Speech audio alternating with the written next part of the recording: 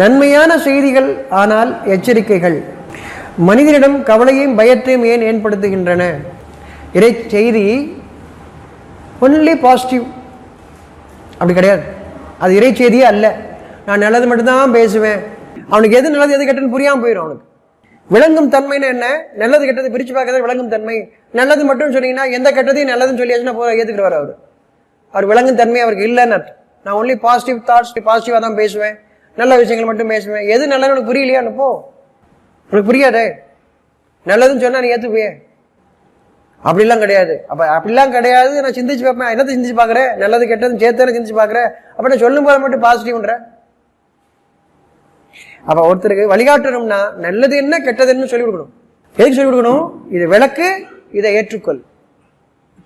இதான் நற்செய்தி எச்சரிக்கை. என்ன உங்களுக்கு பிரித்து காட்டும் போது பயம் ஏன் வருது? நீங்க அதுல இருக்கீங்கன்னு தெரியுது. அது தெரியணும்ல, அதானே விளங்கும் தன்மை. அது வரணும்ல. இப்பதானே இறைவன் வேணுங்கிற எண்ணமே வரும். கவலையும் பயம் ஏன் ஏற்படுது? உங்கள் இறைவனை நீங்கள் அறிந்து கொள்வதற்காக அவன் கதவை திறந்து விட்டிருக்கின்றான். விளங்கக்கூடிய கதவை திறந்து இருக்கின்றான். கவலையும் பயம் வருகிறது எப்பொழுது அவனை பற்றி கொள்கிறீர்களோ, அந்த வாசலில் நுழைகிறீர்களோ, உங்களுக்கு கவலையும் இல்லை பயமும் இல்லை. கவலையை உண்டு பண்ணினால்தான் நீங்கள் கவலை வேண்டாம் என்று கேட்கின்றீர்கள்.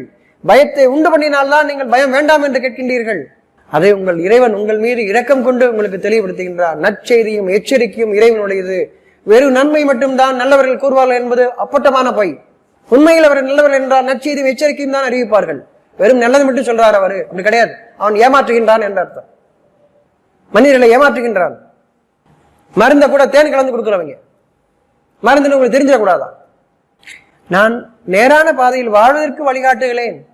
ஏன் என்னை தவறு செய்ய வைத்து பின்னர் அதற்கு பரிகாரம் என்று மனம் ஏற்றுக்கொள்ளாத ஒன்றை கூறுகிறீர்கள்.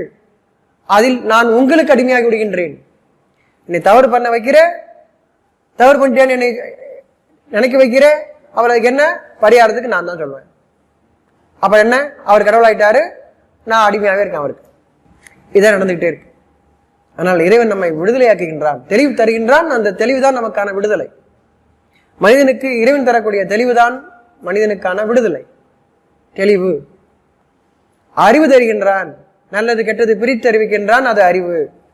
அது நம்மை விடுதலையாக்குகிறது. சதா இறைவனுடைய அறிவில் தெளிவு, இறைவனுடைய தரும் தெளிவில் நாம் வாழ வேண்டியவர்களா இருக்கின்றோம்.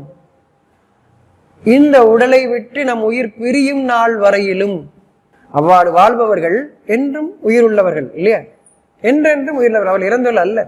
சதா நமக்கு அது வேண்டும்.